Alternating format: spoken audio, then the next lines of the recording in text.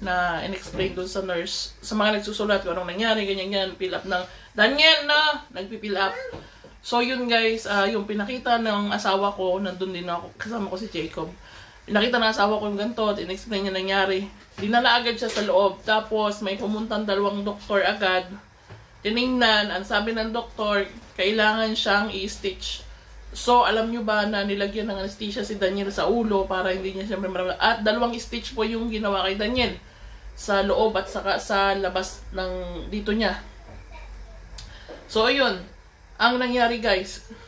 Alam nyo ba na kahapon as in yung pakiramdam ko na first time in my life guys na yung katawan ko ay hindi ko alam na parang mawawalan ako ng malay na parang yung pressure ay nandito lahat sa ulo ko.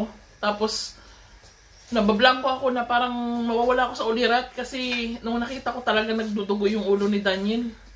Grabe guys. Hindi ko alam kung naka-experience na kayo ng ganito pero alam ko meron naman ako mga followers dyan na may doktor, may mga nurse na sanay sa mga ganito. Ang hirap-hirap maging magulang no guys. Ang hirap-hirap maging nanay, maging mama, maging whatever na tawag sa atin.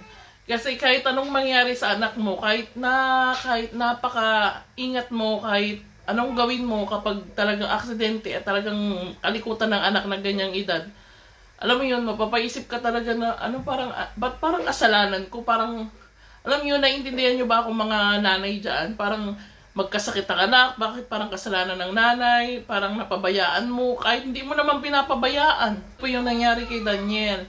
So, sabi nung doktor sa amin na, yun nga, kailangan linisan ang sugat niya everyday. Tapos, nagtitake siya ng gamot para sa pain dito. Kasi sabi nung doktor kapon, baka sumakit yung ulo niyan.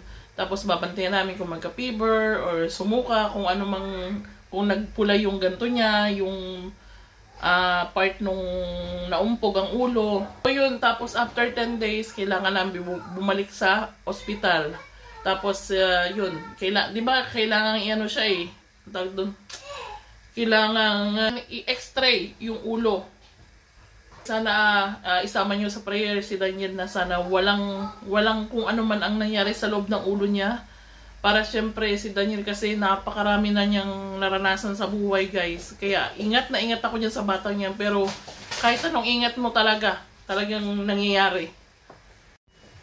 So yun, tinanong pala ng doktor si Petro kasi siya yung kinakausap. Sabi niya kung si Daniel daw ay nawala ng malay or kung anong nangyari, sabi nung asawa ko. Sinabi ko siyempre doon sa asawa ko nangyari. Sabi ko hindi yan nawala ng malay. Umiyak lang siya ng konti. Tapos maya-maya tumatawa na. Ko parang inaano ko siguro dahil sa rami ng pain na naranasan ni Daniel. Parang baliwala lang sa kanya. Parang siguro sumakit lang ng konti tapos parang wala na sa kanya.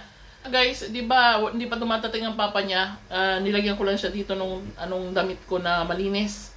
Gusto na niya magtatakbo, maglaro. Sabi ko, hindi ka pwedeng maglaro. Sabi ko, ako ang unang mawawala sa inyo pag sa nervyos ba.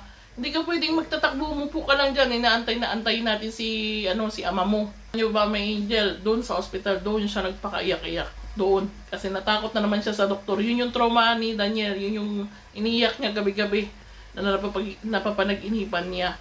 Importante guys ay ayos na si Daniel, yun, obserbahan na lang at balik na after 10 days dun sa doktor sa hospital.